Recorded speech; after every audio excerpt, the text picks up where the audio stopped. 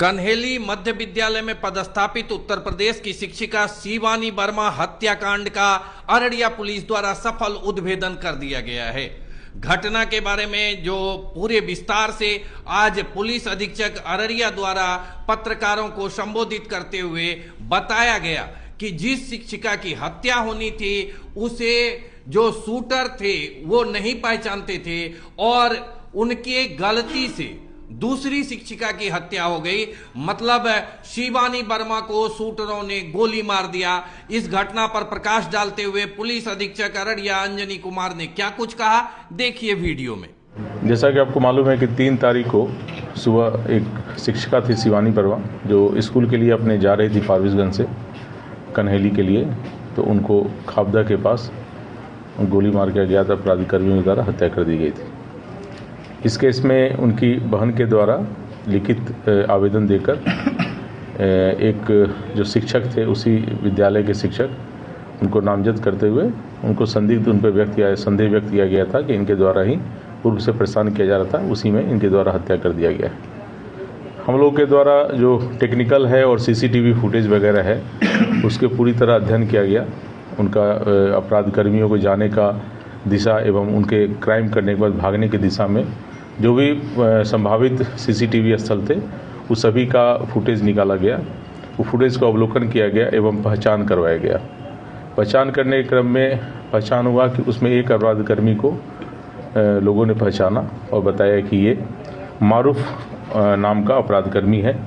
मारूफ pacer Tahir जो रामपुर का रहने वाला है, फारबिसगंज का, उसकी पहचान की गई। साथ ही साथ उसके साथ एक और मोहम्मद सोहेल पेसर फिरोज रेफरल अस्पताल रोड फारबिसगंज की पहचान की गई है।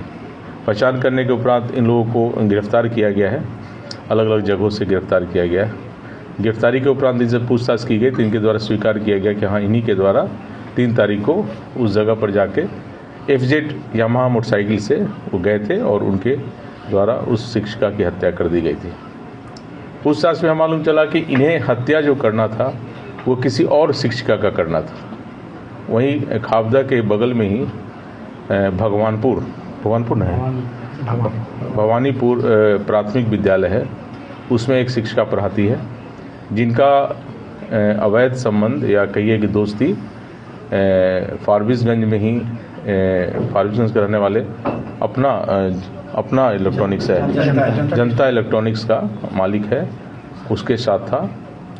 उसी की पत्नी के द्वारा ये राजा नाम के अपराधी है जो रामपुर का रहने वाला है, उसको सुपारी दी गई थी 2 लाख का कि हमारे पति को वो बातचीत दोस्ती रखती है, उसे रास्ते से हटाने के लिए। वो भी संजोगवश वो शिक्षिका भी उसी रूट से जाती है और स्कूटी से ही जाती है, तो उसी का लोकेशन ये लोग दिया गया था इसको मारने के लिए। और उसी मारने के कारण उसी का पीछा करते हुए ये लोग पहले से क्रिमिनल जो दोनों था ताहिर और सोहेल और सोहेल और मारूफ दोनों पहले से वहाँ इंतजार कर रहा था। चूँकि जहाँ वो पॉइंट देखे होंगे वहाँ से दोनों स्कूल जाने का रास्ता है, तो वहीं पर पहले से इंतजार कर रहा था। जैसे स्कूटी आते हुए दिखा इसको लगा कि ये वही शिक्षिका है जिसको उसको मर्डर करना है, और उसने रोक के और उस पर गोली चला दिया और वो घटनास्थल पर ही मौत हो गई। इसमें दोनों शूटर जो हमारे थे उनको गिरफ्तारी की गई है।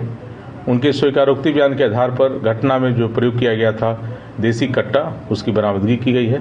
साथ ही साथ घटना में जितने भी मोबाइल यूज़ किए गए थे वो सारा बरामद किया गया है। घटना में जो मोटरसाइकिल यूज़ किया गया था FZ यामाहा, वह भी रामपुर से बरामद कर लिया गया है। और वो जो FZ था वो भी किसी अन्य व्यक्ति का था जो वहीं एक निजी अस्पताल में काम करता है, उसका मोटरसाइकिल था जिसे मांग के ले गया था ये क्राइम करने के लिए। तो ये सारा चीज़ की गिरफ्तारी हो गई है। लगभग ये केस जो है पूरी तरह खुल चुका है। इसमें कुछ जो अपराध कर्मी अभी बचे हुए हैं जिनकी गिरफ्तारी किया जाना शेष है, जो लाइनर का काम किए हैं और जो सेटिंग का काम किए थे उनकी गिरफ्तारी किया जाना शेष है। बाकी जो मारने का जो प्लानिंग में हिस्सा थी जो लेडीज़, वो भी गिरफ्तार की गई है।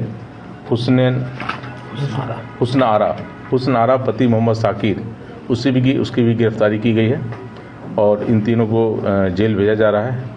इसमें जो प्रथम दृष्टया जो हम लोग को नामजद अभियुक्त जिनको संदेह के आधार पर बनाया गया था उसके विषय में भी जांच पड़ताल किया गया है पूरी तरह। चूँकि प्राथमिकी अभियुक्त है तो हम लोग उसे डिटेन करके पूछताछ कर रहे थे, लेकिन उसके विरुद्ध अभी कोई हमारे पास साक्ष्य इस मर्डर केस में हाथ होने का साक्ष्य अभी तक नहीं आया है।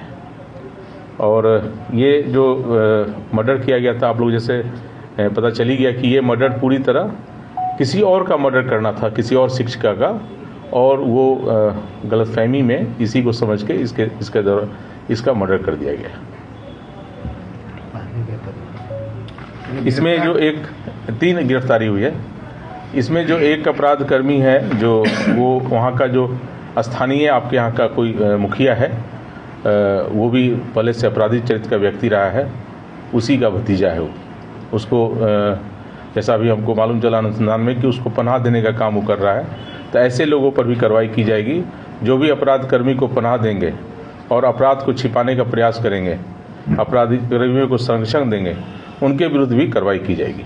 मुखिया का नाम से बताइए। रामपुर कौन है? दक्षिण रामपुर दक्षिण का मुखिया है, उसी का भतीजा है ये। और मुखिया प्रतिनिधि है।